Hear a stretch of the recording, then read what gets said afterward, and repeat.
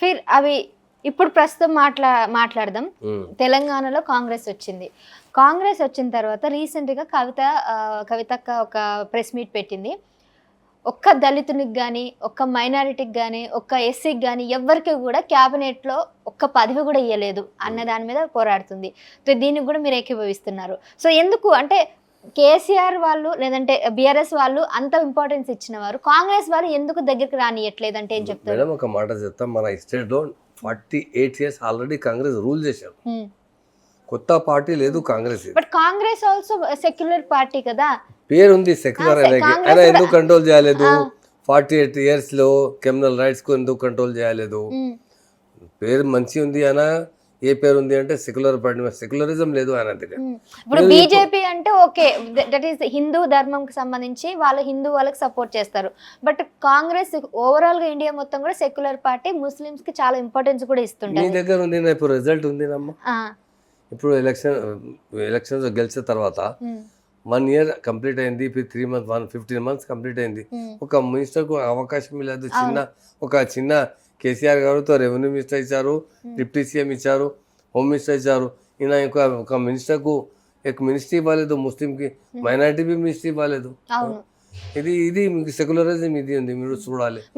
మీ minority వాళ్ళు ఎందుకు దీని గురించి ఫైట్ చేయట్లేదు? ఇప్పుడు ప్రెసెంట్ చేస్తున్నారు. ఇప్పుడు ఏమైంది అంటే ప్రామిసెస్ బోత్ చేశారు, రాంగ్ ప్రామిసెస్, ఫాల్స్ ప్రామిసెస్ చేశారు. ఎలక్షన్ ముందు ఎట్లా అయిందో, ఎలక్షన్ ఎజెండాలో, ఎలక్షన్ ఓటేసే ముందు ఆయన పార్టీ ఏ ఎజెండా ఉంది, ఎజెండా బేస్లో ఓటేస్తాం. అప్పుడు చాలా ప్రామిసెస్ చేశారు రేవంత్ రెడ్డి గారు.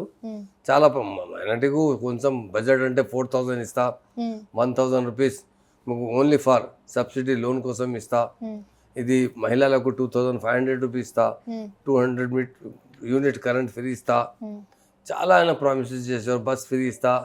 ఇది ప్రామిస్ కోసం మా తెలంగాణ మంచి అంటే ఉమెన్స్ ప్రాపర్లీ మెన్స్ అంటే ఓటేసిన కాంగ్రెస్కు.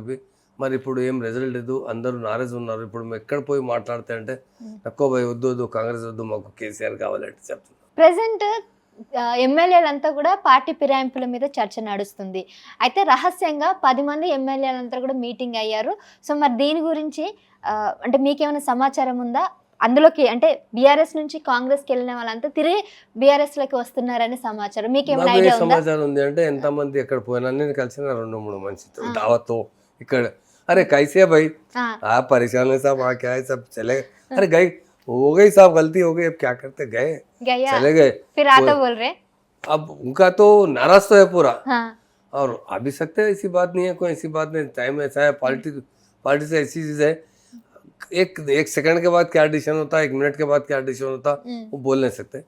मगर खुश तो नहीं है कोई, पूछते हैं. यहाँ साहब के पास बहुत इज्जत थी, कैसे थे हमारे पास. आप किसको को मिला? अब नाम की जरूरत नहीं है, दावतों में मिलते रहता ना, कहीं भी गए तो ए मैम साहब नमस्ते नमस्ते, कैसे नमस्ते अंटे. अरे कैसे है भाई, क्या है, क्या होगा साहब, परेशान है, चले गए बोल के बोले. हमारे एमएलसी से भी मिले हम परसों.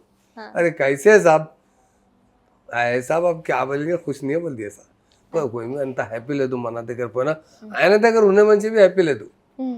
कांग्रेस में जो एमएलए है वो भी हैप्पी नहीं है, बजट नहीं है डेवलपमेंट के लिए, कुछ भी नहीं है उनके पास, कोई भी काम नहीं है, कोई हो रहा नहीं काम.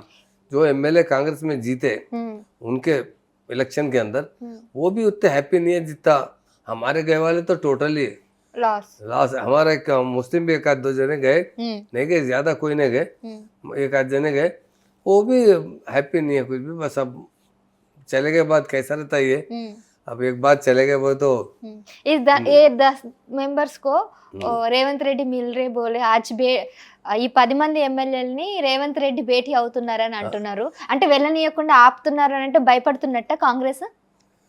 डेफिनेटली अब उनको भयम ही सुन दिए, अरे यार तो चले तो कैसा बोल के फिर उनको फिर से मनाने के चक्कर में.